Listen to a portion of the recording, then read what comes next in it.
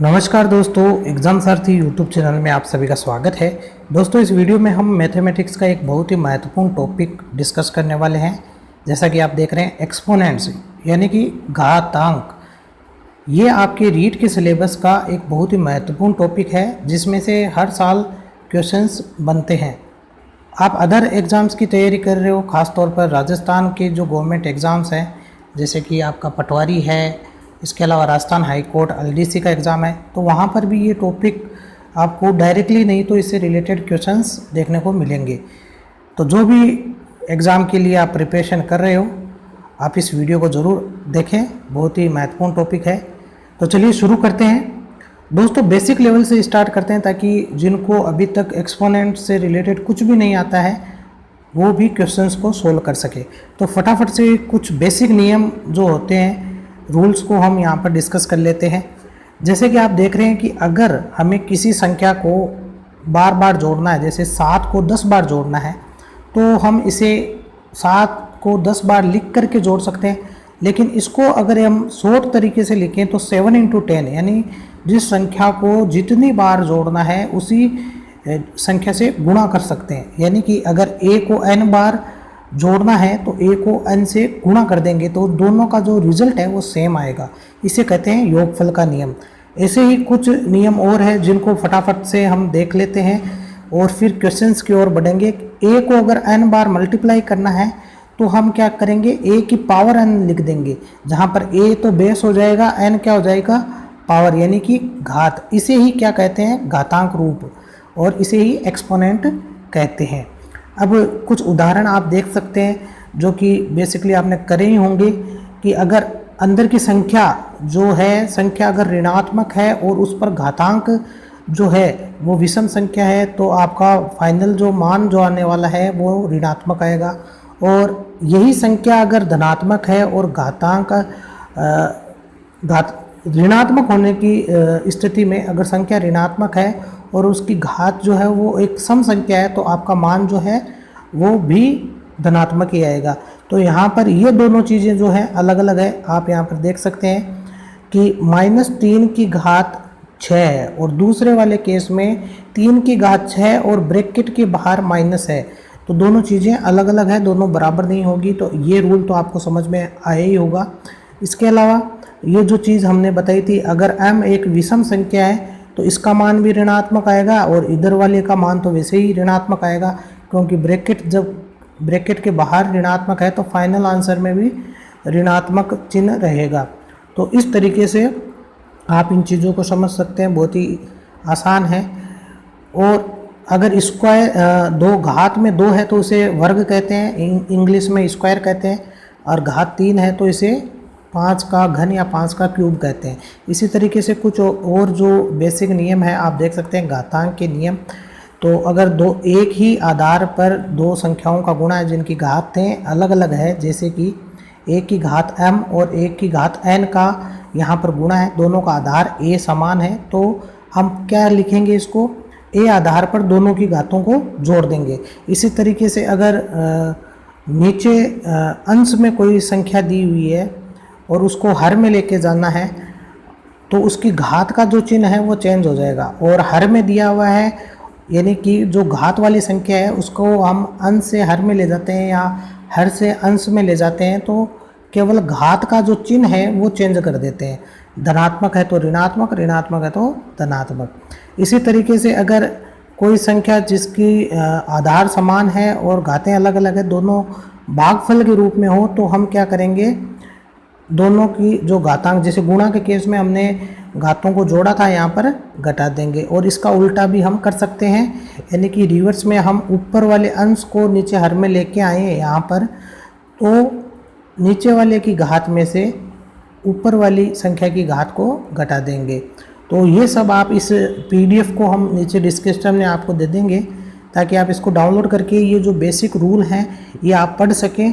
और कुछ एक यहाँ पर एग्जांपल्स सोल्व किए हुए हैं जिससे कि आप आसानी से समझ सकते हैं कि इनका क्या मीनिंग है। इसके अलावा अगर किसी संख्या की घात 0 है, कोई भी संख्या है, जैसे 1 की घात 0 है या 10 की घात 0 है या x की घात 0 है तो उसका मान हमेशा 1 ही रहेगा।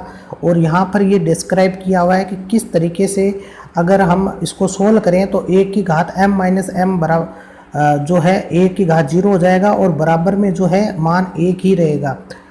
तो ये सारी चीज़ें आप समझ सकते हैं।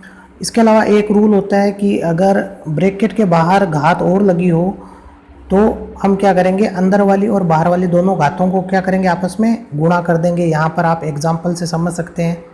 इसके अलावा कुछ और जो यहाँ पर महत्वपूर्ण तथ्य भी होते हैं जो कि घातांक से संबंधित है। जैसा कि हमने आपको बताया कि 0 की कोई भी घात लगा दे उसका मान हमेशा 0 ही रहेगा। इसी तरीके से एक है, संख्या 1 है, उसकी घात कितनी भी लगा दें उसका मान 1 ही रहेगा। लेकिन अगर 1 की जगह -1 है तो ये डिपेंड करेगा कि जो आपकी घात है वो विषम है तो मान जो आएगा वो -1 आएगा, और अगर घात सम है, -1 की घात सम है तो मान हमेशा धनात्मक आएगा। इसके अलावा आप देख सकते हैं कि कोई भी ऐसी संख्या है जो 1 से छोटी या 1 से किसी भी घातांकीय संख्या का आधार अगर पॉजिटिव है, यानी कि 0 से बड़ी कोई संख्या है, तो उसकी घात चाहे ऋणात्मक लगा दो या धनात्मक लगा दो उसका मान हमेशा धनात्मक ही रहेगा। यानी कि मैं अगर 3 की घात -1 कर दूँ तो इसका मान हमेशा धनात्मक ही रहेगा। कैसे, मैं इसको 1/3 लिख सकता हूँ, क्योंकि ये जो घात है ये हर में जाने पर धनात्मक हो जाएगी, तो यहाँ 3 की घात +1 हो जाएगी। तो ये ओवरऑल मान जब हम कैलकुलेट करेंगे तो हमेशा धनात्मक ही आएगा।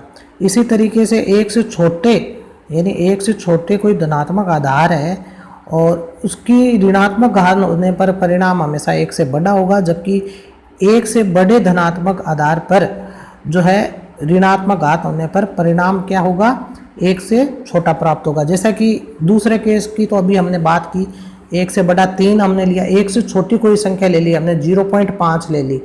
अब इसकी घात हमने -1 ले ली या -2 ले ली, तो इसका मतलब क्या हो गया, 1/0.5 की घात 2 लिख सकते हैं हम। अंश को हर में ले गए। अब हम इसको जब सोल्व करेंगे तो इसका मान हमेशा 1 से बड़ा आएगा, क्योंकि नीचे आप देख सकते हैं 0.5 × 0.5 होगा, और जब इसका 1 में हम डिवाइड करेंगे तो हमेशा मान 1 से बड़ा आएगा। इसी तरीके से एक पॉइंट और देख सकते हैं आप कि अगर कोई घातांकीय संख्या का आधार नेगेटिव है और उसकी घात सम हो, चाहे ऋणात्मक हो या धनात्मक, वो हमने अभी डिस्कस किया कि कोई भी ऋणात्मक संख्या है, इसकी घात अब चाहे प्लस की जैसे 2 है या माइनस की 2 है, माइनस की होगी तो 1/x की घात 2 कर देंगे, यानी कि इसको इस तरीके से लिख देंगे 1/-x की घात 2, और धनात्मक होगी तो डायरेक्ट है ही। तो यहाँ पर डिपेंड ये करता है कि ये जो घात है ये सम होगी तो मान आएगा आपका धनात्मक, और ये अगर विषम होगी घात किसी भी ऋणात्मक संख्या की तो मान क्या आएगा, आपका ऋणात्मक होगा। अब कुछ एक आपको सरल रूप में, आपको ऐसे तो क्वेश्चंस देखने को नहीं मिलेंगे, लेकिन ये कहीं कहीं आपके यूज आएंगे। जहाँ तक कि रीट एग्ज़ाम की बात है कि -5 की घात 3 कहीं दी हुई है तो आपको किस तरीके से सोल्व करना है। जो क्वेश्चंस आएंगे वो ज़्यादातर आपके इस फॉर्मेट में देख सकते हैं। सबसे सरल क्वेश्चन अगर देखा जाए तो इसको सोल्व करने के लिए आपको क्वेश्चन आ सकता है। तो यहाँ पर हम बेसिक सा ये वाला फॉर्मूला लगाएंगे, दोनों घातों को जोड़ देंगे। भागफल का अगर रूप दिया हुआ है जैसे कि इसमें दिया हुआ है इस क्वेश्चन में 7 की घात 4 बट्टा 7 की घात -4, तो ये वाला फॉर्मूला हम डायरेक्ट क्या करेंगे, घातों का घटाव कर देंगे। अब कुछ इंटरेस्टिंग से क्वेश्चंस हम देखते हैं। ये क्वेश्चंस तो आप आराम से सोल्व कर लोगे PDF से। अगर कोई क्वेश्चन नहीं समझ में आ रहा है तो सॉल्यूशन दिया हुआ ही है, लेकिन अगर जैसे कि ये क्वेश्चन है, आप इसे देखें, क्वेश्चन नंबर बेसिक सा हम देख लेते हैं। इसको किस तरीके से सोल्व करेंगे। 9 की घात 4 है और इधर 3 की घात 11 है। हमें पता है कि 3 का स्क्वायर करने पे 9 आता है, तो हम इस 9 को 3 की घात में बदल लेंगे। तो 3 का स्क्वायर लिखा, तो 3 की स्क्वायर बाहर जो है ब्रैकेट के बाहर इसकी घात जो है पहले से 4 दी हुई है, तो 4 दूनी 8, यानी ऊपर 3 की घात 8 हो गया, नीचे 3 की घात 11 हो गया। अब हम घटा देंगे तो सामान्य तौर पर क्या आ गया, 3 की घात -3। इसको आप आगे भी सोल्व कर सकते हो, और इस तरह के क्वेश्चंस को भी आप सोल्व कर सकते हो।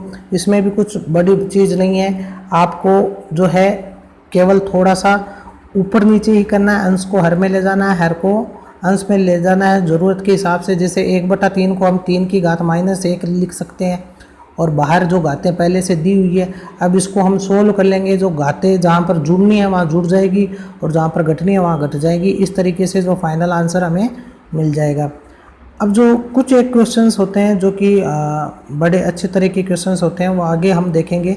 उससे पहले हम देखते हैं सॉरी, वैज्ञानिक साइंटिफिक जो नोटेशन है। अब साइंटिफिक नोटेशन कुछ ही नहीं है, जैसे कोई संख्या दी हुई है, जैसे कि आप यहाँ पर उदाहरण में देख सकते हैं 0.003492 है, तो इसको हम इस तरीके से भी लिख सकते हैं। दशमलव की जो स्थिति है वो हमने चेंज कर दी, 3.492, यानी 3 के बाद हमने दशमलव को शिफ्ट कर दिया।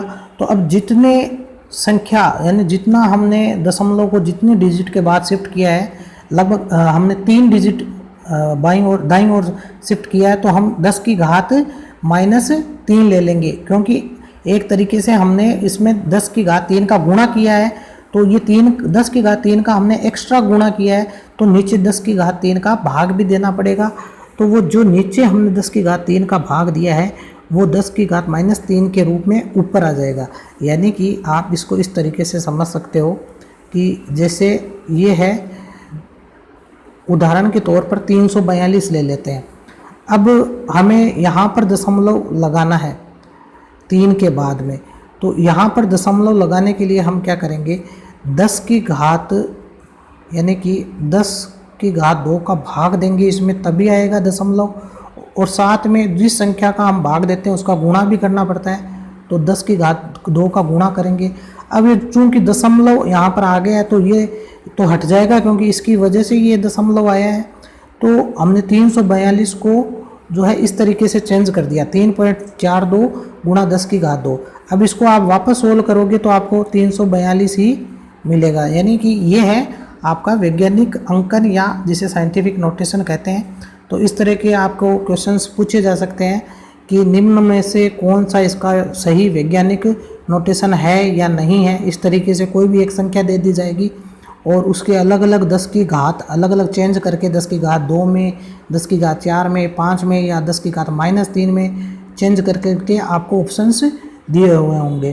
तो आपको कुछ नहीं करना है, बस ये ध्यान रखना है कि जितना दशमलव की संख्या को आप शिफ्ट करोगे, उतने ही 10 की घात या तो प्लस में आएगी या माइनस में आएगी। भाग दे रहे हो तब तो 10 की घात माइनस में आएगी, गुणा कर रहे हो तो 10 की घात प्लस में आएगी।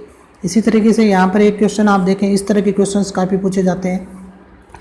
एक्स और वाई में संबंध आपको पूछा गया होगा ऑप्शंस में, और एक्स का और वाई का मान दिया होगा। अब आपको तुलना करनी है कि एक्स बड़ा है कि वाई बड़ा है या बराबर है, इस तरह की स्थिति होगी। तो यहाँ पर आप देखेंगे, देखने पर ये लगता है कि वाई का मान ज़्यादा है, लेकिन आपको साथ में जो ये 10 का गुणा है ये भी देखना है। यहाँ 10 की घात 11 का गुणा है या 10 की घात 9 का गुणा है, तो यहाँ से आप कह सकते हो कि 10 की घात 11 जो है 10 की घात 9 से ज़्यादा है। भले ही 3 और 3.2 में 3.2 ज़्यादा हो, लेकिन यहाँ पर 10 की घात 11 जो कि 2 घात ज़्यादा है, यानी लगभग 100 के गुणा का अंतर है, तो इसलिए x का मान क्या हो जाएगा, ज़्यादा हो जाएगा। इसी तरीके से अगर यही संख्या अगर आपको किसी ऋणात्मक तरीके से यानी ऋणात्मक संख्या दी हुई होगी, जैसे कि तीसरे में आप देखें माइनस का 5.43 गुणा 10 की घात -10 है, और इधर माइनस का 5.73 गुणा 10 की घात -9 है। तो एक चीज़ आपको ध्यान रखनी है कि जो ऋणात्मक संख्या होती है उसमें जो छोटा होता है वो हमेशा बड़ा होता है, यानी माइनस का 1 माइनस के 5 से बड़ा होता है हमेशा, ये ध्यान रखना। क्योंकि जैसे जैसे हम माइनस से यानी ऋणात्मक मान से धनात्मक मान की ओर यानी 0 फिर धनात्मक मान की ओर चलते हैं, वैसे वैसे संख्या का मान बढ़ता जाता है। यानी -1 -2 से बड़ा होगा, 0 -1 से बड़ा होगा, और 1 जो है 0 से बड़ा होगा। तो यहाँ पर आपको यही ध्यान रखना है, ये वाली संख्या छोटी है, ये वाली संख्या बड़ी है, लेकिन ऋणात्मक मान में क्या होगी, अक्स क्या होगा, बड़ा होगा। अब साथ में आप ये देखें 10 की घात -10 है, यहाँ पर 10 की घात -9 है। माइनस का मतलब ये है कि 10 की घात -10 का यहाँ पर डिवाइड किया गया है, यानी ये संख्या दी हुई है, इसमें 10 की घात 10 का डिवाइड है। दूसरी ओर की संख्या है 5.73 बट्टा में दिया हुआ है 10 की घात 9। तो आप खुद देखें कि 10 की घात 10 का यहाँ पर डिवाइड किया है, यानी ज़्यादा का यहाँ पर डिवाइड कर रहे हैं, यानी ये ओवरऑल जो संख्या है इसका मान क्या होगा इसकी अपेक्षा, क्योंकि यहाँ पर 10 की घात 9 का डिवाइड किया है। अब एक तो आप 100 का कहीं डिवाइड कर रहे हो, एक आप कहीं 10 का डिवाइड कर रहे हो, तो जिस संख्या में आप 100 का डिवाइड कर रहे हो, बड़ी संख्या का डिवाइड कर रहे हो, उसका मान क्या आएगा, कम आएगा। और जहाँ पर आप छोटी संख्या से डिवाइड कर रहे हो, इसका मतलब उसका मान क्या आएगा, ज़्यादा आएगा। तो कुल मिलाकर ये वाला जो मान है ये आपका कम आएगा और ये वाला मान आपका ज़्यादा आएगा। अब चूंकि इनके आगे ऋणात्मक चिन्ह लगा हुआ है, तो ऋणात्मक चिन्ह में यही होता है कि जो संख्या छोटी होती है वो एक्चुअल में बड़ी होती है। तो आपका x का मान जो यहाँ पर है इस क्वेश्चन में, वो आपका क्या हो जाएगा, बड़ा हो जाएगा, जो कि आपके यहाँ पर सॉल्यूशन में भी है। अगर आपको फिर भी कुछ क्वेश्चंस अगर समझ में नहीं आए तो आप पीडीएफ से आराम से देख करके सोल्व कर सकते हो। अब भाग गुणा भाग जोड़ के नियम क्या है कि इस तरीके से कोई दो संख्या x1 x2 दी रखी है, इनको गुणा करना है, तो हम क्या करेंगे कि 10 की घातों को अलग ले लेंगे, सीधी सी बात है। सोल्व करते वक्त 10 की घातों को अलग ले लेंगे और जो संख्यात्मक मान है उसको अलग ले लेंगे। यही हम भागफल में करेंगे, 10 की घातों को अलग से सोल्व कर लेंगे और बाकी की जो संख्या है उसको अलग से सोल्व कर लेंगे। तो ऐसा हम इस क्वेश्चन में भी देख सकते हैं, जैसे कि आप ये वाला क्वेश्चन देख सकते हैं। क्वेश्चन नंबर 1 है, यहाँ पर सॉल्यूशन है कि 5.6 10 की घात 5 और 7 की घात 4 का 10 की घात 4 का भाग देना है। तो हम ये जो 10 की घात 4 है इसको तो अलग से हम कट कर सकते हैं। इसके अलावा यहाँ पर पहले क्या 10 की घात 5 दिया हुआ था, तो एक 10 की घात 10 इसमें हमने ट्रांसफ़र किया तो 56 हो गया। अब इन दोनों को हमने अलग से सोल्व किया तो 8 आ गया। तो इस तरीके से बहुत ही आसान क्वेश्चन रहते हैं घातांक वाले, आप आसानी से सोल्व कर सकते हो। फिर भी अगर कुछ क्वेश्चंस में अगर आपको डाउट होता है तो आप सोल्व कर सकते हैं। यहाँ पर ये देखें, इस तरीके के क्वेश्चन देख करके आपको इसको सोल्व नहीं करना है, क्योंकि आप देखें बाहर घात क्या दी हुई है, 0। अंदर कोई भी संख्या हो, अंदर चाहे 1 करोड़ भी क्यों ना हो, अगर ऊपर घात जो है वो 0 है तो इसका मान हमेशा 1 होगा। अंदर यहाँ पर a है, x है, y है, कुछ भी दिया हुआ है, इतनी बड़ी संख्या को आपको सोल्व नहीं करना है। आपको दिमाग लगाना है कि बाहर तो घात 0 दी हुई है, तो किसी भी संख्या की घात अगर 0 होती है तो उसका मान हमेशा 1 होता है। तो इस तरीके के क्वेश्चंस आपको देखने को मिलेंगे। तो इसका जो सही आंसर होगा उक्त कोई नहीं। तो थोड़ा सा हमें दिमाग लगा के चलना है।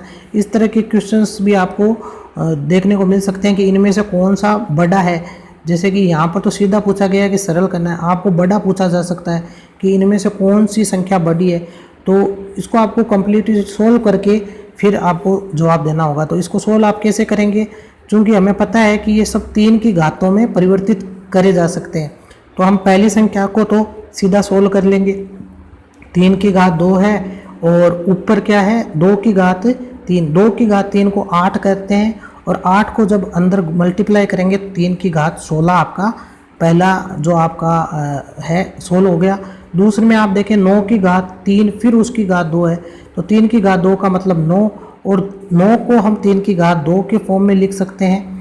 अब इसके पहले से क्या घात लगी हुई है 9, तो 9 दूनी क्या हो जाएगा 18, तो दूसरे का आ जाएगा कुल मिला के 3 की घात 18।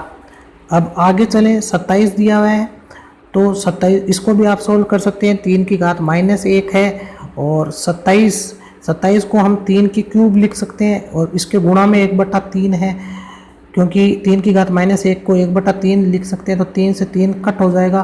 तो आपके ओवरऑल यहाँ पर 3 रहेगा, यानी कि आपका कुल मिला के जो सॉल्यूशन यहाँ पर मिलेगा 3 की घात 3 और फिर उसकी घात बाहर 3 है जो कि गुणा होके आएगी, तो यानी कि 3 की घात 9 हो जाएगी। तो आपका सेकंड ऑप्शन सही होगा, क्योंकि इसने यहाँ ऑप्शंस में भी क्या है इसको कन्वर्ट कर रखा है 27 में।